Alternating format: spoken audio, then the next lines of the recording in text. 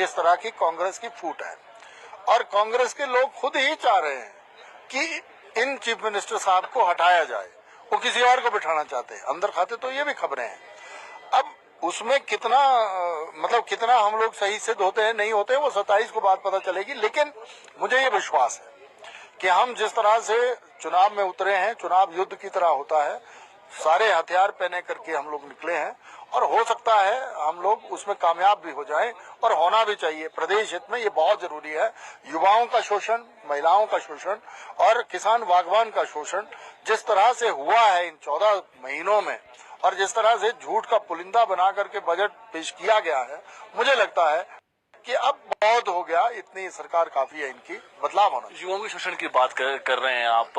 CM साहब कह रहे हैं अंदर की जो ये पेंडिंग रिजल्ट्स हैं जो नहीं निकले हैं, हम तो विजिलेंस जांच करवा रहे हैं प्रॉपर, ताकि ऐसा बच्चा आगे आए जो अच्छे तरीके से पढ़ाई कर रहा है। पिछली सरकार में कहीं ना कहीं जो है वो पेपर लीक को उन्होंने जिम्मेदार ठहराया है कि पेपर लीक हो रहे थे धड़ल्ले से। हम व्यवस्था को सुदृढ़ कर रहे हैं, ठीक कर रहे हैं, इसको किस तरीके से देख रहे हैं? ऐसा है ना, एक राहत इंदौरी साहब का शेर है कि लगेगी आग तो आएंगे कई घर इस जद में, कोई हमारा ही मकान थोड़ी ना है। इनका भी कहना यही है कि भाई मैं तो उसी पैटर्न पे चला हूं जैसे चलता आया है काम। हम कभी भी जो है वो मतलब सुधार के लिए, आपने एक शब्द इस्तेमाल किया इन्होंने, व्यवस्था परिवर्तन। उसमें इन्होंने एक व्यवस्था जरूर परिवर्तित कर दी जो मैंने शुरू में भी कहा था। देखिए, माननीय मुख्यमंत्री जी बहुत कंफ्यूजन में जी रहे हैं आज की डेट में, और इनकी सरकार पूरी कंफ्यूजन में चली हुई है। आपने देखा कि एसएमसी के लोग सड़कों पे, जेओआईटी वो सड़कों पे, जो हमारे विकलांग लोग हैं, जो हैंडीकैप्ड लोग हैं उनके साथ, और करुणामूलक आधार पर जो लोग आज सोच रहे थे कि हमें भी मौका मिलेगा, हम बहुत सालों से ये जितने भी पेंडेंसी, हमने तो जितनी पेंडेंसीज थी सारी क्लियर की। अगर हम में कोई चूक रह गई तो लोगों ने हमें बाहर भी कर दिया, 25 पे आ गए, 44 से हम 25 पे आ गए। भाई तुम बहाने काहे को बना रहे हो? आपको बहाने नहीं बनाए, आपको शोभा नहीं देते, क्योंकि आपने कहा है जब आप व्यवस्था परिवर्तन की बात कर रहे हैं तो उस तरफ आपने कोई स्टेप क्या उठाया है, सिवाय जो रीति नीति पद्धति जो पुरानी चली हुई है उसमें ठेस पहुंचाने का काम किया है। विधायक प्रताड़ित कैसे हों? सिर्फ भारतीय जनता पार्टी के नहीं, कांग्रेस के विधायक भी प्रताड़ित हुए। आप राजेंद्र राणा जी को सुने, कभी सुधीर जी को सुने, ऐसे ही रवि ठाकुर जी को सुने, आप कई बार मुखर हो जाते हैं वो।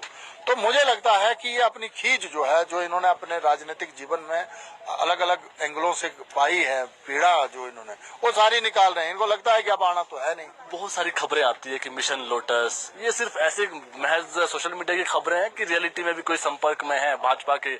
आपके संपर्क, आपकी बात कर लेते हैं, आपके संपर्क में कितने ऐसे लोग हैं जो कहीं ना कहीं कह रहे हैं कि हमें आना है लेकिन प्रॉपर अभी आ नहीं पा रहे?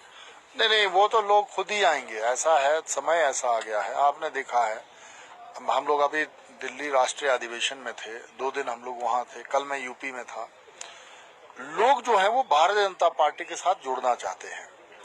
आपने देखा होगा आज की डेट में दिल्ली में 75% सांसद जो है वो कांग्रेस या अन्य दलों से आए हुए। सीएम साहब कह रहे हैं कि बजट में जो है वो हर तबके का ख्याल रखा गया है, और आप किस तरीके से देख रहे हैं बजट को? युवाओं के लिए, खास तौर पर युवाओं के लिए लग रहा है कुछ खास है इसमें? मैं एक कमेंट करना चाह रहा हूं कि युवाओं के लिए आपने रोजगार नाम के शब्द पर कोई घोषणा नहीं देखी है बजट में। मैं पूरा पढ़ रहा था पर मुझे वो लाइन ही नहीं मिली कि प्रदेश के युवाओं के लिए हम ये करेंगे, वो कहीं नहीं नजर आता। स्टार्टअप में इन्होंने जिक्र किया, पर स्टार्टअप कैसा होगा, उसमें क्या क्राइटेरिया होगा, वो भी इसमें इंगित नहीं किया है। दूसरा, इन्होंने कहा कि कृषि, बागवानी, फिशरी और दुग्ध उत्पादन में एमएसपी जारी कर दिया भाई हमने। तो इन्होंने खुद ही कहा है कि 100 रुपए किलो दूध हम खरीदेंगे, ऐसा इन्होंने खुद कहा है, घोषणा पत्र में है वो। और दूसरा जो है वो मतलब आपने कृषि बागवानी का जिक्र किया है तो उसमें 100 रुपए में से सिर्फ 3 ही रुपए आपने कृषि बागवानी में, आप बजट देख लेना, इकोनॉमिक सर्वे में इनका पढ़ रहा था, उसमें इन्होंने बड़ा शुद्ध तरीके से, अगर इनकी नीयत साफ होती तो पर्यटन में ये पैसा रखते, जो हमारा पोटेंशियल है, जिसमें मैं 3 सेगमेंट मानता हूं जिससे आप हिमाचल के युवाओं को रोजगार दे सकते हैं। एक इंडस्ट्री है, इंडस्ट्री में बल्क ड्रग पार्क में क्या हो रहा है क्या नहीं हो रहा है पिछले 14 महीनों से आप देख रहे हैं। ये लगाने की स्थिति में ही नहीं है और लगाना भी नहीं चाहते हैं, जैसा इनके अपने उत्तर चल। दूसरा, कृषि में अगर आपने कुछ नया करना था तो कृषि औजार उपकरण उसमें सब्सिडी हुआ करती थी, पावर टिलर पे होती थी या ट्रैक्टर पे होती थी, वो इन्होंने खत्म कर दी है। और तीसरा, जो पर्यटन में आपको अगर पोटेंशियल नजर आता है, अंग्रेजों के टाइम को पोटेंशियल को छोड़ करके आपने नया क्या किया। हमने तो जब पर्यटन में कहा था तो पुरानी हमारी सरकार ने नई मंजिल नई राहें उसमें बजट भी दिया और चीजें व्यवस्थाएं भी की। आपने उसमें वो कुछ नहीं किया, सिर्फ लिखने के लिए 4 शब्द लिख दिए, बाकी कुछ नहीं किया है। तो मुझे लगता है जिस तरह से रुकी हुई भर्तियां, मतलब JOIT, SMC, ये जो करुणामूलक आधार पर भर्तियां होनी है और अलग अलग विभागों में, पुलिस विभाग में और अलग विभागों में होनी है, उसमें इन्होंने कहीं पर कोई स्ट्रेटजी अडॉप्ट करी ही नहीं है। मुझे लगता है कि प्रदेश की माताओं बहनों के साथ भी इन्होंने अन्याय किया है, झूठ बोल करके 18 से 60 सब महिलाओं को 1500 रुपए, काम खत्म, नहीं दी। और दूसरा, युवाओं के लिए कोई माकूल स्ट्रेटजी इनके पास नहीं है, कंफ्यूजन वाली स्ट्रेटजी है। और मुझे लगता है ये बजट जो है वो युवा, महिला और सबका विरोधी बजट है। चुनाव नजदीक का इम्पैक्ट पड़ेगा लोग? वो तो पड़ ही गया है, वो तो इनका सुपड़ा साफ हो जाएगा। 68 के 68 विधानसभा क्षेत्रों में भारतीय जनता पार्टी के मेंबर ऑफ पार्लियामेंट के लिए लीड जाएगी और माननीय प्रधानमंत्री जी की गारंटी को सब मानते हैं, मैं भी मानता हूं, आप भी मानते हैं, पूरा भारत मानता है। और यहां से 4 की 4 सीटें हम लोग भारतीय जनता पार्टी की झोली में डालेंगे।